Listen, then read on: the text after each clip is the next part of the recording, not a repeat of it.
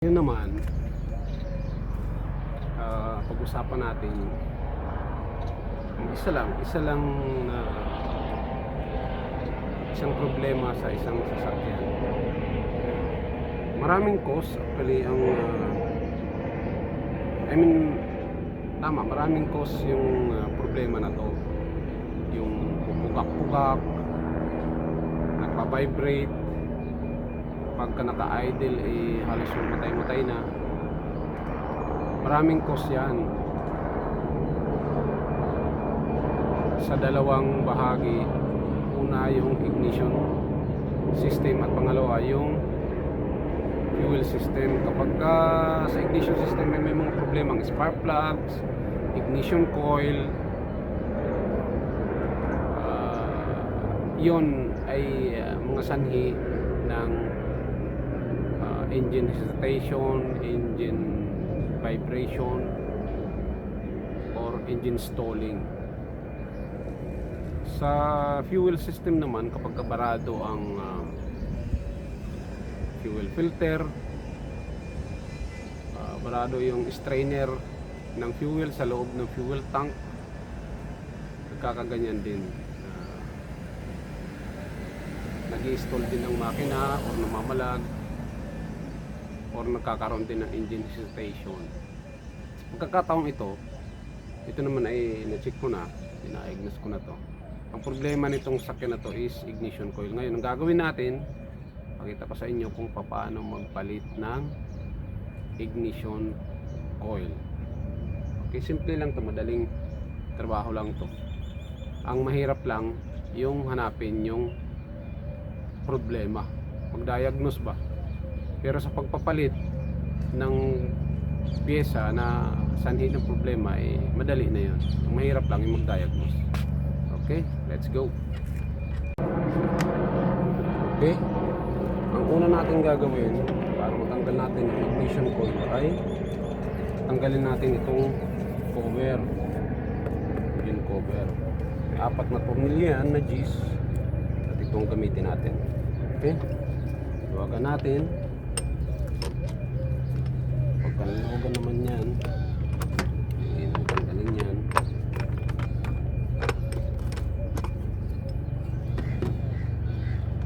Itong dalawa, kahit di natanggalin itong dalawa kasi nakaipit lang naman yan.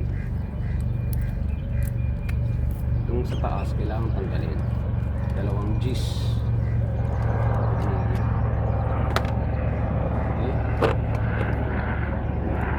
Palitaw na yan dyan. Ito yung 4 na ignition coil.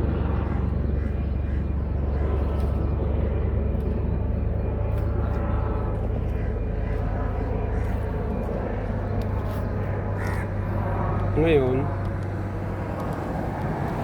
ito yan, ignition coil. Ayan yung 4 na yan. 1, 2, 3, 4. Itong isa, bago na to. Kita nyo naman, di ba? Napalitan ko na yan before kasi nagka-problema na rin to dati. Ngayon, itong 3, yan ang papalitan ko ngayon. Ito yung sa genuine parts yan. Yan, 3. Medyo pricey to kasi original to eh. Itong itsura niyan. Ito ang ignition coil. Okay? Ayan. Ito yung sinusuksok dyan sa loob. Sa loob nito is spark plug nandun sa loob ng makina. Ang gamit nito, ang function nito is ito ang nagsusupply ng kuryente sa spark plug na sumusunog sa air and fuel mixture doon sa combustion chamber. Ang ginagawa nito sa kuryente nitong ignition coil na to is kino-convert nito ang 12 volts na kuryente na galing sa battery into 1000 volts. Remember, 1000 volts ha. para kaya niyang sunugin or paputukin yung air and fuel mixture doon sa loob ng combustion chamber. Kasi pag 12 volts lang ay hindi ho yun makakasunog at hindi makakapagbigay ng power sa makina. So kino-convert niya into 1000 volts. Okay, biro mo 4 yan. Okay, okay, mamaya na lang ulit tatanggalin muna natin yan. Okay, yan. Ngayon naluwagan ko na ito, 3 Gs, 3 lang palitan natin, tanggalin na natin. Okay,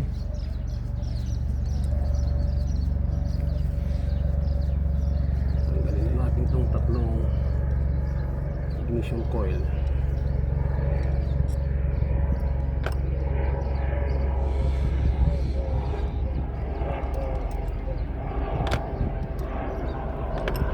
Tanggalin natin isa-isa. Ayan. Ayan na. So yung pangalawa, number 2. So yung number 1.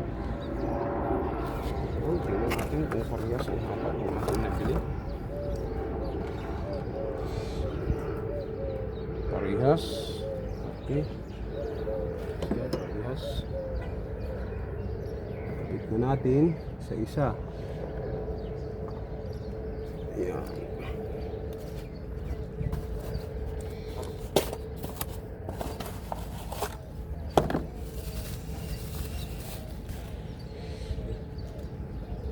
Pangalawa. Ito. Ayan. Pangatlo.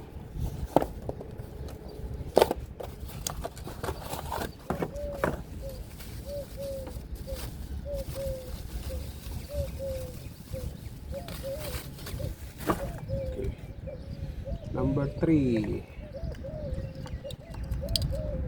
Aray ko, lumuog na. Sakit ay malulutong na kasi nga luma na.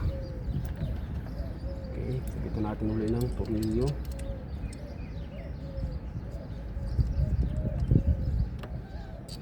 This.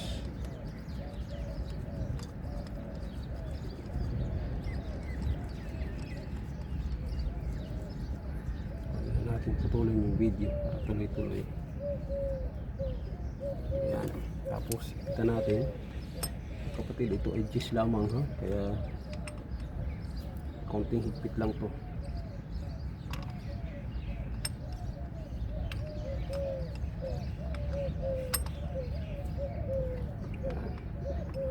Lalay lang higpit. Ito ay, kaya sabi ko ay G's lamang. Okay, tapos kabit natin ang sakit.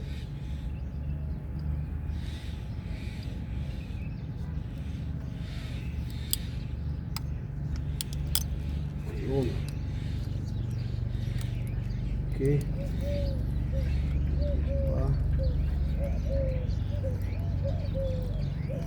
gusto siya. Ito na talaga ng sakit.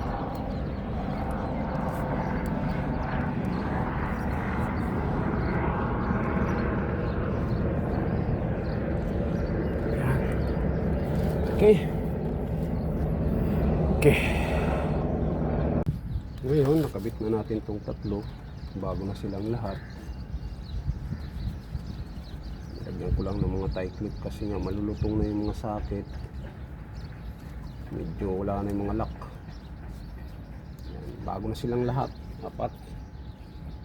Start na natin. Okay.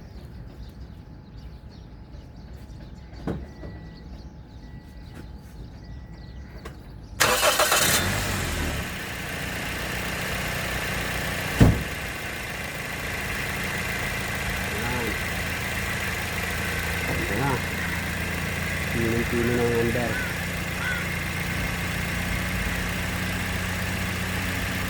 Bagong ignition coil, bagong sync coil. Okay, kaya na natin, sabit na natin ang cover.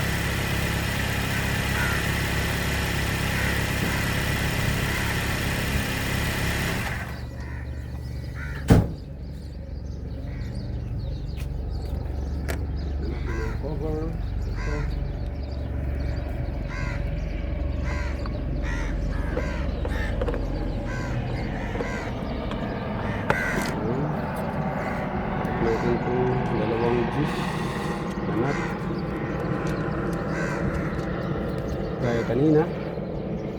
Ipitan lang din natin itong muli, yung 4 na nut, yung number 10 mm. Alalay lang higpit dahil maliliit yung tornilyo.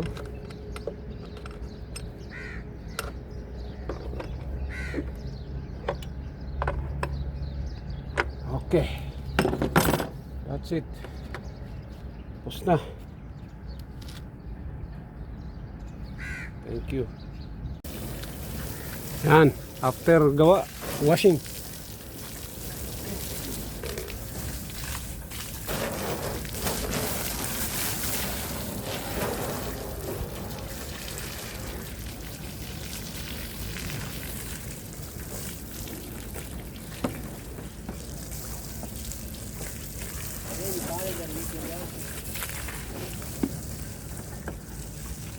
Yan.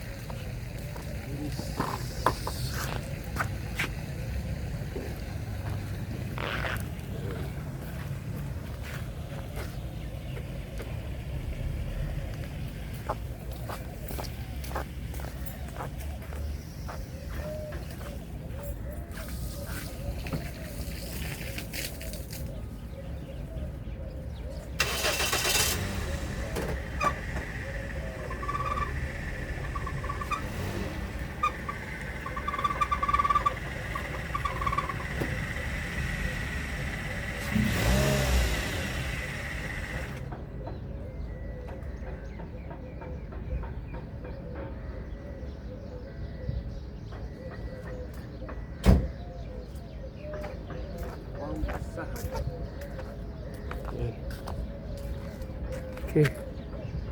Tapos na yung ating palit na ignition coil. Ang problema niyan dati is engine hesitation. Minsan pagka inaapakan ko acceleration, mahina ang respond, nag-hesitate yung engine. Kaya yun, nahanap kong problema, ating napag-alaman sa tulong ng Panginoon. Ignition coil ang problema. Ito yung pinagpalitan. Okay, maraming salamat muli. God bless po. And peace.